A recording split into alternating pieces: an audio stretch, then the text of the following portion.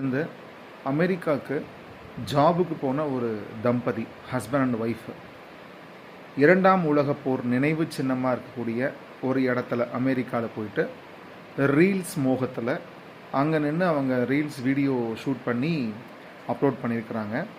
So இப்போ America அவங்கள நாடு கடத்தணும் அப்படின்னு சொல்லி முடிவு பண்ணியிருக்கிறாங்க. ஏன்னா அவங்களுடைய இரண்டாம் உலகப் போரில் உயிர் தியாகம் செய்த அந்த வீரர்களுடைய அந்த நினைவு இடங்கள் அங்கே இருக்குது. ஸோ நம்மக்கிட்ட இருக்கிற பெரிய ஒரு பிரச்சனை என்ன அப்படின்னு சொன்னால், நம்ம ரீல்ஸ் பைத்தியமாக இருக்கிறோம் அப்படின்னு சொல்லுவோம் இல்லையா நிறைய பேரை. சுய ஒழுக்கம் இல்லாதது.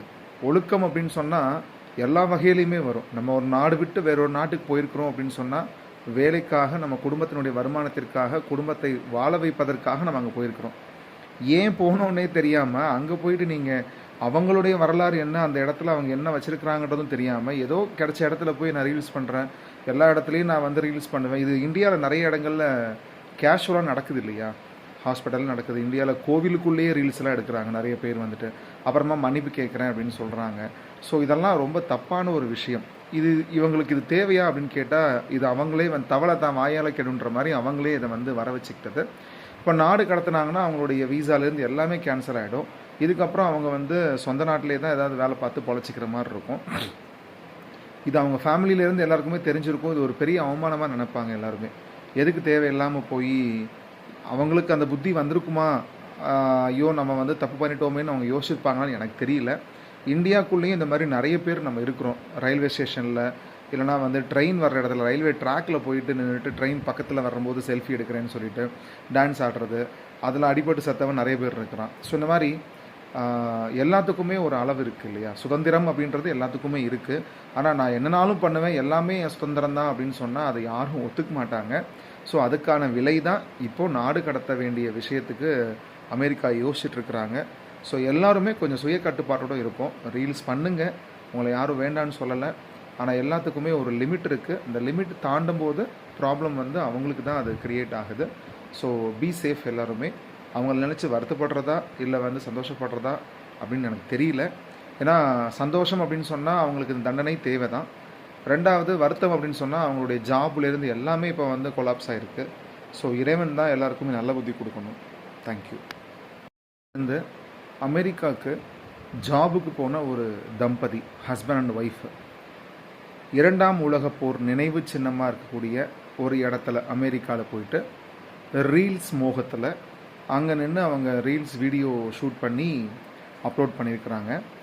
ஸோ இப்போ அமெரிக்கா அவங்கள நாடு கடத்தணும் அப்படின்னு சொல்லி முடிவு பண்ணியிருக்கிறாங்க. ஏன்னா அவங்களுடைய இரண்டாம் உலகப் போரில் உயிர் தியாகம் செய்த அந்த வீரர்களுடைய அந்த நினைவு இடங்கள் அங்கே இருக்குது. ஸோ நம்மக்கிட்ட இருக்கிற பெரிய ஒரு பிரச்சனை என்ன அப்படின்னு சொன்னால், நம்ம ரீல்ஸ் பைத்தியமாக இருக்கிறோம் அப்படின்னு சொல்லுவோம் இல்லையா நிறைய பேரை. சுய ஒழுக்கம் இல்லாதது. ஒழுக்கம் அப்படின்னு சொன்னால் எல்லா வகையிலையுமே வரும். நம்ம ஒரு நாடு விட்டு வேற ஒரு நாட்டுக்கு போயிருக்கிறோம் அப்படின்னு சொன்னால், வேலைக்காக, நம்ம குடும்பத்தினுடைய வருமானத்திற்காக, குடும்பத்தை வாழ வைப்பதற்காக நம்ம அங்கே போயிருக்கிறோம். ஏன் போனோன்னே தெரியாமல் அங்கே போயிட்டு நீங்கள் அவங்களுடைய வரலாறு என்ன, அந்த இடத்துல அவங்க என்ன வச்சுருக்கிறாங்கன்றதும் தெரியாமல், ஏதோ கிடைச்ச இடத்துல போய் நான் ரீல்ஸ் பண்ணுறேன், எல்லா இடத்துலையும் நான் ரீல்ஸ் பண்ணுவேன். இது இந்தியாவில் நிறைய இடங்களில் கேஷுவலாக நடக்குது இல்லையா? ஹாஸ்பிட்டல் நடக்குது. இந்தியாவில் கோவிலுக்குள்ளேயே ரீல்ஸ்லாம் எடுக்கிறாங்க நிறைய பேர் அப்புறமா மன்னிப்பு கேட்குறேன் அப்படின்னு சொல்கிறாங்க. ஸோ இதெல்லாம் ரொம்ப தப்பான ஒரு விஷயம். இவங்களுக்கு இது தேவையா அப்படின்னு கேட்டால், இது அவங்களே தவளை தான் வாயால் கெடுன்ற மாதிரி அவங்களே இதை வர வச்சுக்கிட்டது. இப்போ நாடு கடத்தினாங்கன்னா அவங்களுடைய வீசாலேருந்து எல்லாமே கேன்சல் ஆகிடும். இதுக்கப்புறம் அவங்க சொந்த நாட்டிலே தான் ஏதாவது வேலை பார்த்து பொழைச்சிக்கிற மாதிரி இருக்கும். இது அவங்க ஃபேமிலியிலேருந்து எல்லாருக்குமே தெரிஞ்சிருக்கும். இது ஒரு பெரிய அவமானமாக நினைப்பாங்க எல்லாருமே. எதுக்கு தேவையில்லாமல் போய் அவங்களுக்கு அந்த புத்தி வந்திருக்குமா, ஐயோ நம்ம தப்பு பண்ணிட்டோமேன்னு அவங்க யோசிச்சிருப்பாங்களான்னு எனக்கு தெரியல. இந்தியாவுக்குள்ளேயும் இந்த மாதிரி நிறைய பேர் நம்ம இருக்கிறோம். ரயில்வே ஸ்டேஷனில் இல்லைனா ட்ரெயின் வர்ற இடத்துல, ரயில்வே ட்ராக்கில் போயிட்டு நின்றுட்டு ட்ரெயின் பக்கத்தில் வரும்போது செல்ஃபி எடுக்கிறேன்னு சொல்லிட்டு டான்ஸ் ஆடுறது, அதில் அடிபட்டு சத்தவன் நிறைய பேர் இருக்கிறான். ஸோ இந்த மாதிரி எல்லாத்துக்குமே ஒரு அளவு இருக்குது இல்லையா? சுதந்திரம் அப்படின்றது எல்லாத்துக்குமே இருக்குது. ஆனால் நான் என்னனாலும் பண்ணுவேன், எல்லாமே என் சுதந்திரம் தான் அப்படின்னு சொன்னால் அதை யாரும் ஒத்துக்க மாட்டாங்க. ஸோ அதுக்கான விலை தான் இப்போது நாடு கடத்த வேண்டிய விஷயத்துக்கு அமெரிக்கா யோசிச்சுட்ருக்குறாங்க. ஸோ எல்லாருமே கொஞ்சம் சுய கட்டுப்பாட்டோடு இருப்போம். ரீல்ஸ் பண்ணுங்கள், உங்களை யாரும் வேண்டான்னு சொல்லலை. ஆனால் எல்லாத்துக்குமே ஒரு லிமிட் இருக்குது. இந்த லிமிட் தாண்டும் போது ப்ராப்ளம் அவங்களுக்கு தான் அது க்ரியேட் ஆகுது. ஸோ பி சேஃப் எல்லாருமே. அவங்கள நினச்சி வருத்தப்படுறதா இல்லை சந்தோஷப்படுறதா அப்படின்னு எனக்கு தெரியல. ஏன்னா சந்தோஷம் அப்படின்னு சொன்னால் அவங்களுக்கு இந்த தண்டனை தேவை தான். 2வது வருத்தம் அப்படின்னு சொன்னால் அவங்களுடைய ஜாப்லேருந்து எல்லாமே இப்போ வந்து கொலாப்ஸ் ஆகிருக்கு. ஸோ இறைவன் தான் எல்லாருக்குமே நல்ல புத்தி கொடுக்கணும். தேங்க்யூ.